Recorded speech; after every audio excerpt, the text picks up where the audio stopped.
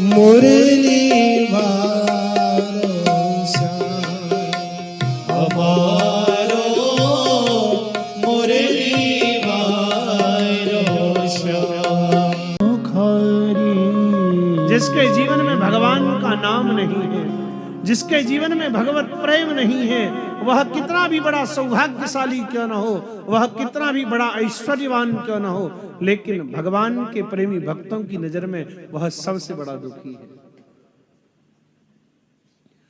गोस्वामी जी रामचरितमानस में कहते हैं, सुखी मीन जहां नीर अगाधा, जिम हरि शरण न एक बाधा। सुखी तो वही है जिसके जीवन में भगवान नाम है। बाकी सब दुखी हैं, बाकी सब रो ही रहे हैं, दुनिया रोती रहती है। बहुत से लोग सदा अपने दुखों के गीत गाते हैं, बहुत से लोग सदा अपने दुखों के गीत गाते हैं। दिवाली हो या होली हो सदा मातम मनाते हैं, मगर दुनिया उन्हीं की रागनी पर झूमती है हरदम, जो जलती चिता पर बैठ करके बीड़ा बजाते हैं। भगवान के प्रेमी कभी व्याकुल नहीं होते, भगवान के भक्त कभी दुखी नहीं होते, कारण उनके चेहरे की प्रसन्नता कभी जाती नहीं है, क्योंकि उन्होंने परम सुख के सागर, परम आनंद के सिंधु, परम करुणा सिंधु, दीनबंधु, भक्तवांछा कल्पतरु, भक्तों के लिए सदा कल्प वृक्ष के समान भगवान श्री हरि के चरणात पत्र की छैया को सदा के लिए स्वीकार कर लिया है। हो तो चरणात पत्र की छैया। हमारे सूरदास जैसे भक्त कहते हैं, हमारे जीवन में कष्ट कैसे आवेगा, क्योंकि हम तो श्री कृष्ण के चरणों की छाया में रहते हैं। गोकर्ण जी की बात मानकर आत्मदेव ब्राह्मण भी वन में गए। किस वन में गए ये नहीं लिखा, यहां कौन से वन में गए ये बात नहीं लिखी। ये कहा कि वनम या तो वनम स्थिर मतिर गत 60 वर्ष, वन में चले गए। भक्तों ने बहुत विचार किया किस वन में गए होंगे, तब प्रेमी भक्तों ने विचार करके कहा, वृंदावन को छोड़ करके ये कौन से वन में जा सकते हैं। प्रेमी है और प्रेमी को तो श्री कृष्ण से मिलन की चाह रहती है। कब मिलेंगे कन्हैया, कहाँ मिलेंगे कन्हैया, कब मिलेंगे कहाँ मिलेंगे। तो वो ब्रज वन को और ब्रज में तो बहुत सारे वन है, वृंदावन अकेला वन थोड़े ही है। ब्रज में बहुत वन, मधुवन, तालवन, कमोदवन, बहुला। ब्रज में 12 वन है, 12 उपवन है। किसी भी वन में गए, लेकिन ब्रज में जाकर के ये सब नहीं किया कि बड़ी बिल्डिंग बना ली, बड़ा आश्रम बनाया, बड़ी भीड़ जोड़ ली, ना, ये सब नहीं। केवल 2 ही कार्य किए, एक श्री कृष्ण के चरणों की सेवा, भगवान बाल मुकुंद की सेवा, और दूसरा श्रीमद् भागवत का पारायण।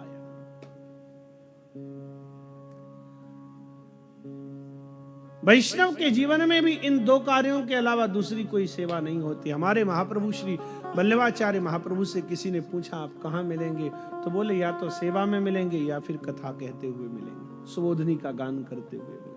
और महाप्रभु के जीवन की यही रीति है। महाप्रभु हमारे भक्ति मार्ग के रसकों ने गाया, प्रकट है मार्ग रीत दिखाई। महाप्रभु ने जगत में प्रकट होकर, अवतीर्ण होकर के जगत के लोगों को, प्रेमियों को भक्ति मार्ग का एक सुगम पंथ दिखाया है। और केवल दिखाया नहीं, उस पंथ पर चलकर खुद वैष्णवों को ये बतला दिया कि इस पथ पर चलोगे तो जीवन में सुखी मिलेगा। सुबह अपने संध्या वंदन नित्य कर्म आदि करने के बाद श्रीनाथ जी, गोवर्धन नाथ जी की सेवा में जाते महाप्रभु, और उसके बाद जब ठाकुर जी के अनौसर हो जाते, राजभोग हो जाते, तब बाहर आते, कुछ भगवत प्रसादी अरोगते, क्षणिक विश्राम लेकर के, और फिर लाल की सेवा होती है।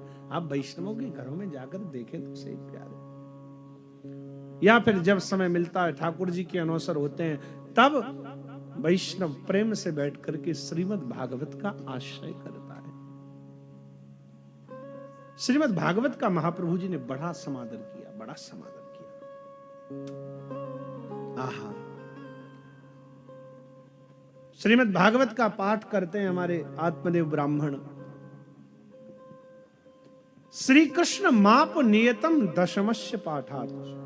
और इन दोनों ही कार्यों को करने से क्या हुआ, सेवा और भगवान की श्रीमद् भागवत का आश्रय दोनों को करने से क्या हुआ? श्री कृष्णम आप प्राप्त बनता, श्री कृष्ण को प्राप्त कर लिया। क्योंकि श्रीमद् भागवत, मैं कल भी ये बात बार बार कह रहा था, श्रीमद् भागवत केवल पुस्तक नहीं है प्यारे, श्रीमद् भागवत साक्षात श्री कृष्ण है, ये साक्षात है।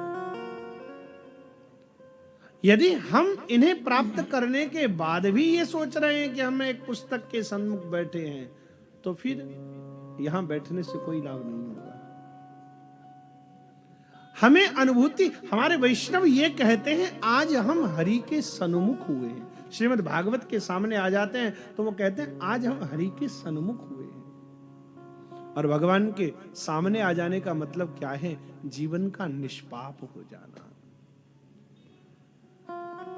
सन्मुख होय जीव मोहि जवहि, कोटि जन्म अघ नासहु तबहि। मुरली